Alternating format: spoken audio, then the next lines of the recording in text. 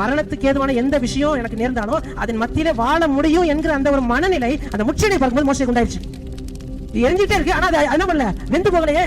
அப்ப ஏதோ ஒரு அற்புதம் நடக்க, தேவ பிரசன்னத்தில் இருக்கும் பொழுது எரிந்து கொண்டே இருந்தாலும் அது அவிந்து போகிறது இல்ல, அது அழிந்து போகிறது என்ற அந்த வெளிப்பாடை மோசே பெற்றுக் கொள்கிறான். அதனாலதான் இந்த அற்புத காட்சி என்று வேதம் எழுதுகிறது. கிட்ட போகும்போது அவர் சொல்ற, நீ கிட்ட வராத, இயேசுவின் மூலமா தான் எல்லாரும் இந்த ரட்சிப்பை பெற்றுக்கொள்ள முடியும். மோசே நீ இப்ப நினைச்சா பெற்றுக்கொள்ள முடியாது. அதனால மோசே அந்த தூரமா, ஆனாலும் தன்னோட வாழ்க்கையில மோசே என்ன பண்ணானா, அந்த சாவாவின் நிழலை அவன் தரிசித்தான், அதை அனுபவிச்சான். அதனால 120 வயசு வரைக்கும் சாவுக்கு ஏதுவான ஒரு சிம்டம் கூட மோசேயின் பாடியில் இல்ல. தேவன் தான் அவன் கண்ணை மூடி அவனை கூட்டிட்டு போறாரு. 120 வயசு அவன் சொல்றான், மனுஷனுடைய ஆயுசு 70, பலத்தின் மிகுதினால 80 என்று சொல்லி அவன் நிர்ணயித்ததை மீறி வெளியே வந்து அவன் 120 வருஷம் வாழ்ந்தான். முழு பலன் அப்படி இருந்துச்சு. அந்த முழு பலத்தையும் தாண்டி அவன் கண்கள் இருளடையில, அவன் பார்வை மங்கலன்னு வேற சொல்லுது. சரீரத்துல ஒரு பலன் கூட கொண்டு தேவன் தான் அவனை கூட்டிட்டு போறாரு. பாதுகாக்கப்பட்டவனை, ப்ரிசர்வ் பண்ணப்பட்டவனை, அவன் பாடியில் எந்த ஒரு டீக்கைன் செட்டப் இல்லை. ஏன்னா அவன் பார்க்கும் பொழுது, தரிசனத்துக்குள்ள வரும் பொழுது, அவன் ஊழியத்துக்குள்ள வரும் வரத்துக்கு முன்னாடியே